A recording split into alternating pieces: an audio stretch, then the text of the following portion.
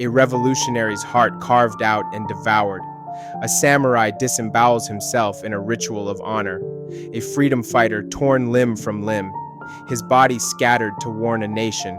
And a cook, guilty of poisoning a pot, meets his end in the most ironic way imaginable, boiled alive.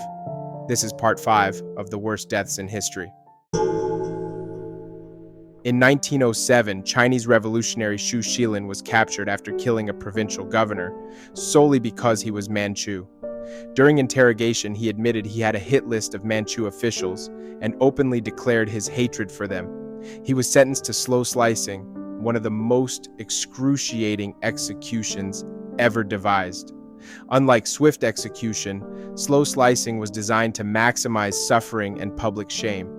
Xu was tied to a wooden frame in a crowded marketplace. There was no blindfold.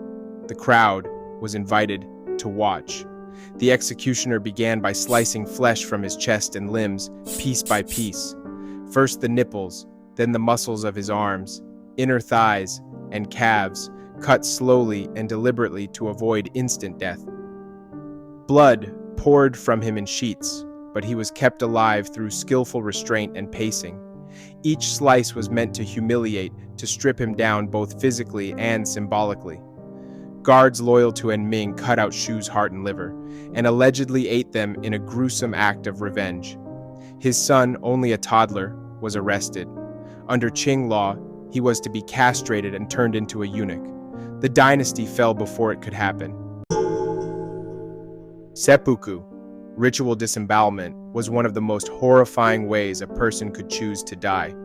Rooted in Japan's samurai code of honor, it was both suicide and punishment, a means to preserve dignity through one of the most excruciating deaths imaginable. The act itself was precise and merciless.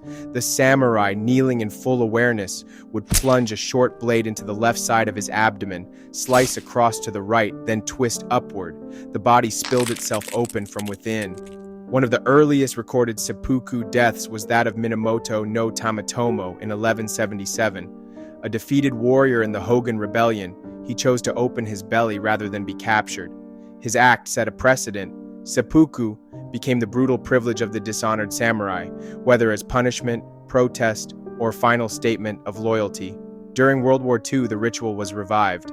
High-ranking officers of the Imperial Japanese Army, refusing to be taken alive, disemboweled themselves in caves and bunkers. Lieutenant General Yoshitsugu Saito, trapped and facing American capture on Saipan, knelt at dawn on July 10, 1944. He slit open his belly in the ancient tradition and only then was shot in the head by his adjutant to finish the act. On August 23, 1305, William Wallace, Scotland's fiercest freedom fighter, was paraded through London like a trophy. Condemned by the English crown, he wasn't just executed, he was made into a message. After rejecting charges of treason, insisting he owed no loyalty to Edward I, Wallace was dragged naked through the streets, tied to a horse, and jeered by crowds as he was hauled to Smithfield. There, England unleashed its cruelty. Wallace was hanged, but cut down alive. He was emasculated. Then, his bowels were pulled out and burned before his eyes. Only after unimaginable agony was he beheaded and quartered. His head, tarred and spiked atop London Bridge, his limbs scattered to Newcastle, Stirling, and Perth, a gruesome map of warning across a conquered land. But Wallace's death backfired. It made him a martyr, a living symbol long after his body was destroyed. His name became legend, his end an eternal indictment of tyranny. On April 15, 1532, the people of London gathered in morbid anticipation. At Smithfield, where heretics once burned and rebels were drawn and quartered, something darker was about to unfold. A man was to be boiled alive. His name was Richard Roos. He was either a cook or just a friend of one, accused of a terrible betrayal, slipping poison into a pot of porridge in the household of Bishop John Fisher. The deadly meal killed a poor beggar woman and one of the bishop's servants. Others writhed in pain. Fisher himself escaped death only by fasting that day.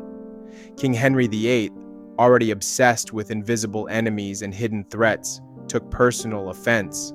He changed the law retroactively, passing a special act through Parliament declaring that poisoning was now treason, and treason would meet a new end, death by boiling, and Richard Roos would be the first. That morning, he was shackled in chains, dragged into the square, and hoisted above a massive cauldron of water already bubbling with heat. Eyewitnesses said he was gibbeted, suspended in a cage or frame, then slowly lowered into the pot, not once, but 3 times. Each plunge was deliberate. The liquid hissed. The crowd gasped. His skin blistered, flesh peeled. The stench was unbearable. This wasn't just punishment, it was performance. The symbolism was cruelly poetic, a cook accused of poisoning food, now himself being cooked alive.